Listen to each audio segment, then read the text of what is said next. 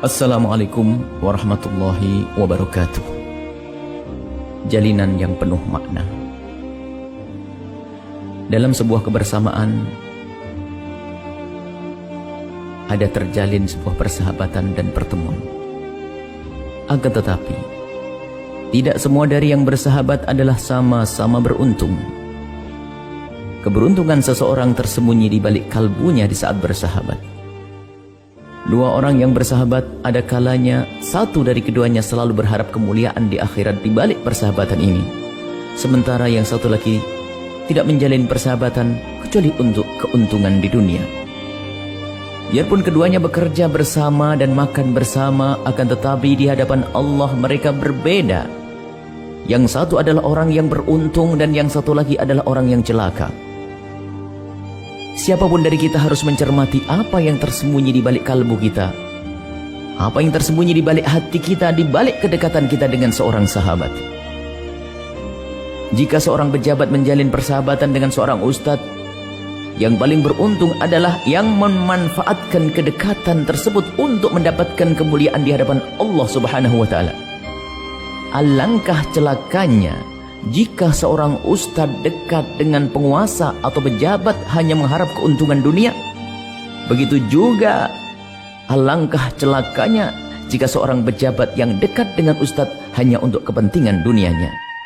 Rasulullah Shallallahu Alaihi Wasallam pernah bersabda, barang siapa yang merendah kepada orang kaya atau berpangkat dunia karena dunianya, maka telah hilang 2/3 nilai agamanya. Ini adalah petunjuk yang amat jelas dari Rasulullah Shallallahu Alaihi Wasallam agar kita memahami makna sebuah kedekatan. Karena kejahatan hati amatlah tersembunyi dan tidak ada yang bisa mengoreksinya kecuali diri sendiri. Dalam kesempatan lain Rasulullah juga pernah bercerita, ada dua orang yang berbeda dalam menjalani hidupnya. Yang pertama adalah orang yang terlihat baik karena kesehari-hariannya adalah hanya beribadah di atas gunung. Yang satu lagi adalah seorang pemuda preman pasar yang secara lahir adalah kotor dan jahat karena pekerjaannya hanya membuat keributan dan mengganggu orang-orang di pasar. Akan tetapi suatu ketika Allah menghendaki keduanya bertemu di satu tempat.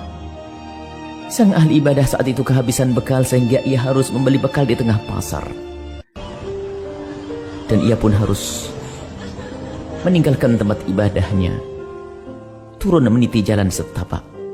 Dalam saat yang bersamaan, sang preman pasar pun berkeinginan untuk dekat dengan ahli ibadah yang di atas gunung. Ia pun meniti jalan setapak untuk sampai kepada tempatnya sang ahli ibadah. Keduanya pun menuju tempat yang mereka tuju. Yang ahli ibadah turun ke pasar dan sang preman pasar pun menuju ke atas gunung. Akhirnya keduanya bertemu di tengah jalan setapak. Dan di saat itu ternyata Allah Subhanahu wa Ta'ala mencabut hidayah dari sang ahli ibadah dan memindahkannya kepada sang preman pasar. Dalam kisah tersebut Rasulullah Sallallahu Alaihi Wasallam menjelaskan bahwa itu terjadi disebabkan oleh sesuatu yang tersembunyi di hati mereka berdua. Yang ada di hati sang preman di saat bertemu adalah makna pengagungan kepada ulama Allah Subhanahu wa Ta'ala, dengan penuh harap agar pertemuan tersebut menjadi sebab Allah Subhanahu wa Ta'ala mencintai dan mengampuninya.